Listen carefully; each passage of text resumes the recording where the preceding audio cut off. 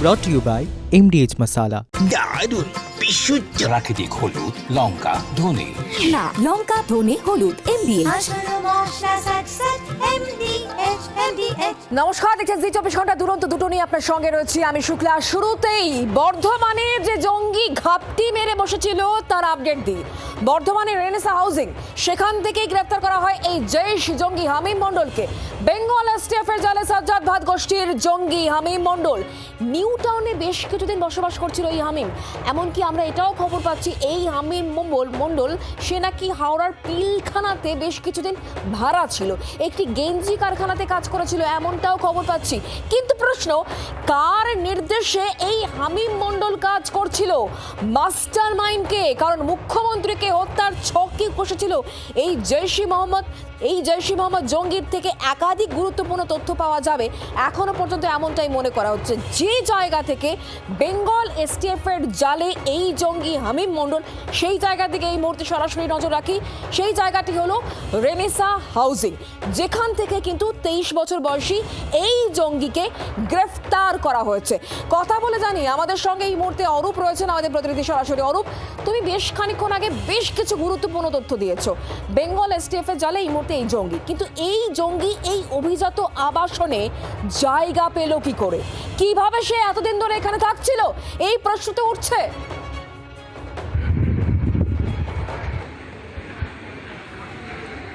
দেখো শুক্লা, আমরা এই মুহূর্তে রেনেসা উপনগরীর এই চারতলা বিল্ডিং, অর্থাৎ চারতলা বিল্ডিং রোহিণী যে ফ্লোর, যে রোহিণী যেখানেই এই জঙ্গি ঘাঁটি ঘিরে বসেছিল প্রায় 4 মাস ধরে, সেই বিল্ডিংয়ে আমরা উপস্থিত হয়েছি। এবং দুতলার যে তার রুম, সেখানেই এই হামিম মণ্ডল এখানে থাকতেন এখানে। এবং যেটা আমরা জানতে পারলাম বোকারের কাছ থেকে, বোকার যেটা জানিয়েছেন যে মাস 4 আগে, অর্থাৎ ভোটের ঠিক আগে এই এখানকার অর্থাৎ যে জমি ধরা পড়েছে তার যে কাকার নাম হচ্ছে বাপন শেখ বাপন মণ্ডল তাকে এখানে একটা বাড়ি দেখতে বলে, যে তার দাদা থাকবে, এবং সেই মতোই সে এখানে বাড়ি দেখে দেয়। এবং যে বাড়িটাতে এই হামিম মণ্ডল ছিল এতদিন ধরে, সেই বাড়িটার কিন্তু মালিক দীর্ঘ 9 বছর ধরে এখানে থাকে না। অর্থাৎ বাড়িটা 9 বছর বয়স পায় বাড়িটার। এই যে একটা মেয়েরা এই বাড়িটাকে 9 বছর ধরে বাড়িটা ফাঁকাই পড়েছিল। বিগত বছর 2 দিন ধরে এই বাড়িটা ভাড়া দেওয়া হচ্ছে। এর আগে কিছু একজন এক্স আর্মি অফিসার ছিলেন, এবং বর্তমানে 4 মাস ধরে এই হামিম মণ্ডল এখানে ভাড়া নিয়েছিল, অর্থাৎ তার বাবা ভাড়া নিয়েছিল। তার বাবার নাম হচ্ছে মঈনুদ্দিন মণ্ডলের ভাই, অর্থাৎ ভাই বাবন মণ্ডল এখানে থাকে। এখানে তাদের নিজস্ব বাড়ি আছে, এবং সেই এখানকার বোকারকে বলে যে আমার দাদা থাকবে একটা বাড়ি ভাড়া দিকে দেওয়ার জন্য।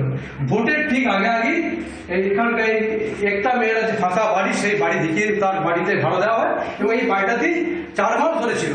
তারপরে এসটিএফ যখন কালকে বর্ধমান থানার পুলিশের সহযোগিতায় এই বাড়িতে হানা দেয় এবং হামিম মণ্ডলকে গ্রেপ্তার করে, তারপর থেকে কার্যত এই বাড়ির যারা আশপাশে যারা বাড়ির বাসিন্দা, তারা কার্যত হতবাক।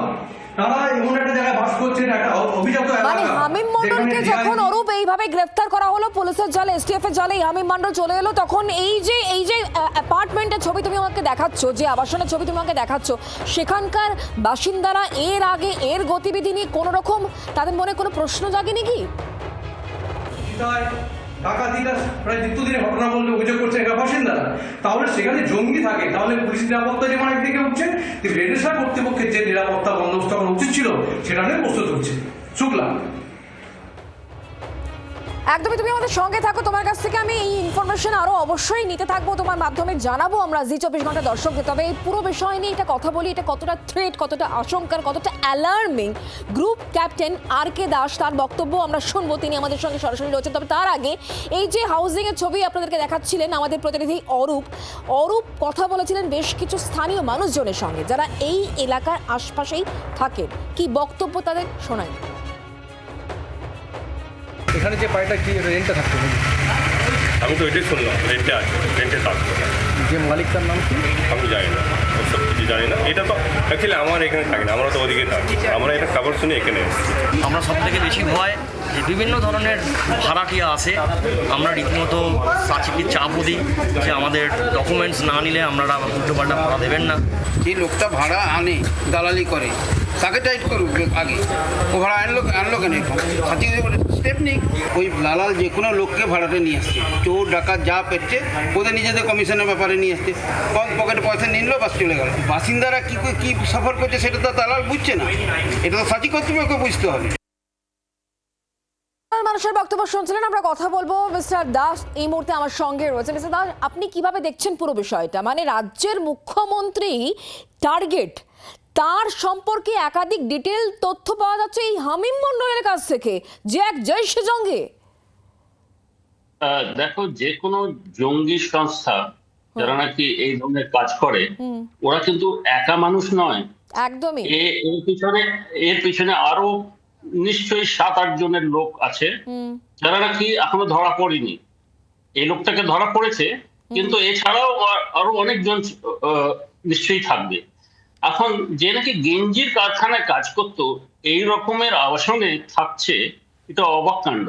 এটা কিন্তু সবার চোখের নজরেই আগে পৌঁছার কথা। মিস্টার দাস, এই ক্ষেত্রে আমি একটু বলে দিই, যারা জি 24 ঘন্টা দর্শক খানিকক্ষণ আগে বলেছি, সেটা হচ্ছে গিয়ে যখন আমরা এই বর্ধমানের কথা বলছি তখন হাওড়া কানেকশনটা কিভাবে আসছে, রাজ্যের প্রতিমন্ত্রী উমেশ রায় তার কাছে বেশ কিছুদিন ধরে একটা আন্তর্জাতিক কল আসছিল, থ্রেট দেওয়া হচ্ছিল, এবং সেই কলের পরিপ্রেক্ষিতে তিনি অভিযোগ দায়ের করেন। সেই অভিযোগের সূত্র ধরে পুলিশ এই হামিম মণ্ডলের কাছে যায়। হামিম মণ্ডলই নাকি ফোন করছিল, এমনটাই তথ্য এখনো পর্যন্ত সামনে আসছে। ভেবে দেখুন, Howrah connection, Kolkata connection, Bardhaman connection এক ব্যক্তির। একদমই। এছাড়া ওর ফান্ডিং, এই যে আবাসনে যে থাকছে, এই বাড়িটার ফান্ডিংটা কোথায়, এটা পুরো এখন এসটিএফ কে আর ওয়েস্ট বেঙ্গল পুলিশকে দেখে নিতে হবে। ওর ফান্ডিংটা কোত্থেকে হচ্ছিল, টাকাটা কোত্থেকে আসছিল। এই ধরনের যারা নাকি টেররিস্ট অর্গানাইজেশন, ওরা একজন মানুষের উপরে নির্ভর করে চলে না, প্রায় 7-8 জন থাকে। এরা স্লিপার সেলস, এরা ইনফরমেশন পাস করে, এবং হিটম্যান থাকে, একজন নয় 2-3 জন হিটম্যান থাকে। দরকার পড়লে বর্ধমানে কিছু করবে, কিংবা মেদিনীপুরে কি কলকাতায়, তো ওদের হেল্প করার জন্য লোক থাকবে। তো এই পুরো 7-8 জনের যে অর্গানাইজেশন আছে, এরা কিন্তু ইনভলভ এটার মধ্যে। আর বেঙ্গল আমরা জানি একটা সেফ হেভেন, আজ থেকে না অনেক বছর থেকেই এটা সেফ হেভেন টেররিস্টের জন্য। তো এরকম অনেক দেশ বিরোধী লোক আছে যারা নাকি কিন্তু বাংলায় এখনো লুকিয়ে আছে। কলকাতায় যেহেতু এখন নতুন সরকার এসছে, অনেক নজরদারি শুরু হয়েছে, তো এরা এখন কলকাতা ছেড়ে এই বর্ধমানের মতন জায়গায় গিয়ে এখন লুকিয়ে আছে। এরা যখন দরকার পড়বে তখনই। বর্ধমানের মতো জায়গা কেন, আমি সেই প্রশ্ন নিয়ে আপনার কাছে আসবো। তবে তার আগে এলাকার আরো কিছু মানুষের বক্তব্য আমরা পেয়েছি, তাদের বক্তব্য কি শোনাবো, এবং এই যে রেনেসা হাউজিং এর কথা বলছি, যে ব্রোকার, তার বক্তব্য সামনে আছে আমাদের, শোনাই পরপর। কতদিন ভাড়া দিন না? ভোটের পর এসেছিলাম, ভোটের রেজাল্ট বেরোনোর পরে এসেছেন, মার্চ মাসে বা এরকম সময়। এটা কি মালিক থাকতো না সবসময় ভাড়া থাকতো? এটা সবসময় রেন্টেই আমি দেখেছি। মালিক আসতো না, সে আসতো না? না, মালিককে চিনিও না, আমি কোনোদিন দেখিনি। আর যাকে ধরেছে আজকে তাকে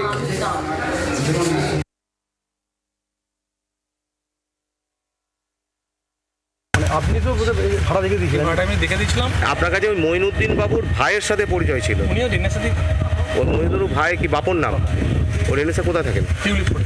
উনি বললো আমরা দাদা থেকে চিপ করবে, মেয়েকে ভর্তি করেছে, গ্রামের প্রপার্টি নিয়ে এখানে দেখভাল করতে সুবিধা হবে, সেই জন্য ভাড়া। কোথায় গ্রামে, কোথায় বাড়ি ছিল? কুসুমগ্রাম।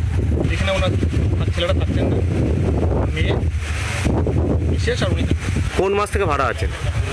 মাস 3 হবে অ্যাপ্রক্স সময়। মানে ভোটের পর? না, ভোটের আগে বলে এসেছিলাম। রেন্ট এই বিএসকেগুলো 11 থেকে 12 হাজার টাকার মধ্যে রেন্ট। সাধারণ মানুষের বক্তব্য শুনছিলেন। অনেকে বলছে যিনি এই হাউজিং এর যিনি মালিক, তাকে অনেকে দেখেননি, বিগত 8-9 বছর ধরে দেখেননি, এমনটাই জানা যাচ্ছে। এবং টাকার বিনিময়ে যে কেউ আসছে, থাকছে, বেশ কয়েক মাস ধরে থাকছে, তার মধ্যে জঙ্গিও ঢুকে যাচ্ছে।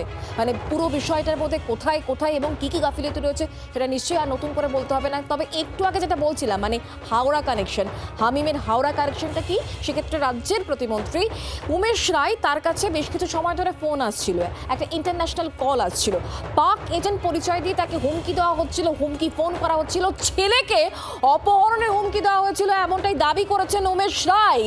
পুলিশকে জানানোর পর গোটা বিষয়ে তদন্ত শুরু হয়, এসটিএফ তদন্ত শুরু করে এবং তার ভিত্তিতেই কিন্তু জালে এই জঙ্গি। হাওড়ার পিলখানায় বেশ কিছু সময়ে গেঞ্জির কারখানায় দর্জির কাজ করত এই হামিম। উমেশ রায় তার বক্তব্য শোনাবো। শুধু মুখ্যমন্ত্রীকে না, তারা এর আগে দাবি করেছিল যে তারাই মুখ্যমন্ত্রী আত্মসহায়ককে ওরাই মার্ডার করেছে। আমি একটাই কথা বলতে চাই যে এটা ওই পশ্চিমবাংলা নেই যেখানে জঙ্গিদের আড্ডা হতো। এটা নতুন পশ্চিমবাংলা, যার নেতার নাম হচ্ছে শুভেন্দু অধিকারী। এখন কোনো জঙ্গি, কোনো আতঙ্কবাদী, কোনো अलगाववादीর জন্য পশ্চিমবাংলার মাটিতে কোনো জায়গা নেই। আমাকে পাকিস্তানি একটা এজেন্সি থেকে অনেকবার আমাকে থ্রেট করেছে, আমার ছেলেকে কিডন্যাপ করার থ্রেট করেছিল। আমি কোনোদিন সংবাদ মাধ্যমকে এই বিষয়ে বলিনি, পুলিশকে জানিয়েছিলাম, পুলিশ ব্যবস্থা করছিল। আমার মনে হচ্ছে তারই পরিণাম এটা। উমেশ রায়ের বক্তব্য আপনারা শুনলেন। আমরা মিস্টার দাসের সঙ্গে কথা বলবো। মিস্টার দাস, আপনি শুনলেন রাজ্যের মন্ত্রীর বক্তব্য কি, এবং তার একটা অভিযোগের পরিপ্রেক্ষিতে একেবারে দেখতে পাচ্ছি আমরা কেঁচো খুঁড়তে কেউটে। একদমই। দেখো, কলকাতায় এখন নতুন সরকার জগৎ থেকে এসছে, নজরদারি বেড়ে গেছে, কারা আসছে, কোথায় ওরা থাকছে, ওদের ব্যাকগ্রাউন্ড কি, এইসব চলছে। কিন্তু বর্ধমান এবং অন্য সব যে ছোট ছোট শহর আছে, আসানসোল, এইসব শহরে এরকম অনেক জায়গায় আছে যে এখানে যারা নাকি কলকাতায় আগে যারা থাকতো কিংবা হাওড়াতে আগে থাকতো, ওরা কিন্তু ওখানে গিয়ে এখন বসবাস করছে। এখন সেখানে আমাদের বাংলার পুলিশকে আরো বেশি নজরদারি করতে হবে।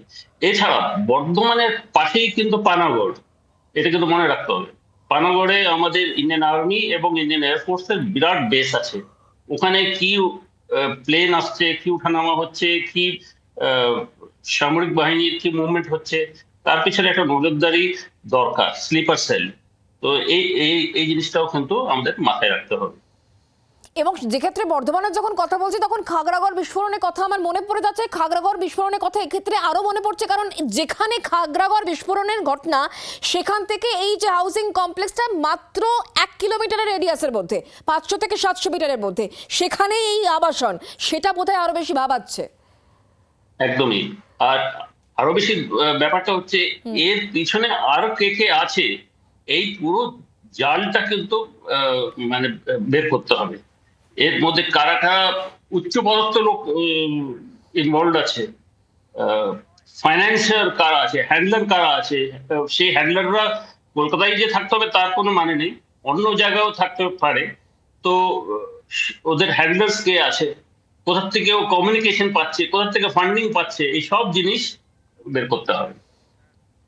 এমনিতে আমরা যদি আলোচনা করি তাহলে এই জৈশ মোহাম্মদ জঙ্গিরা, তাদের গতিবিধি কেমন থাকে, তারা কি নেটওয়ার্কে কাজ করে, তাদের কাজের প্যাটার্ন তারা বদলেছে কিনা, এই বিষয়ে যদি একটু আমাদের আলোকপাত করেন।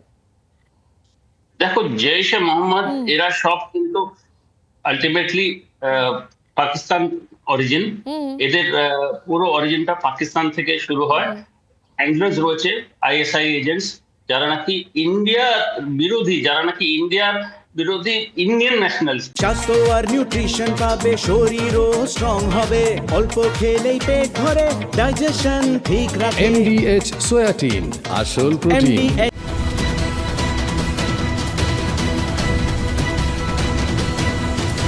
Brought to you by MDH Masala।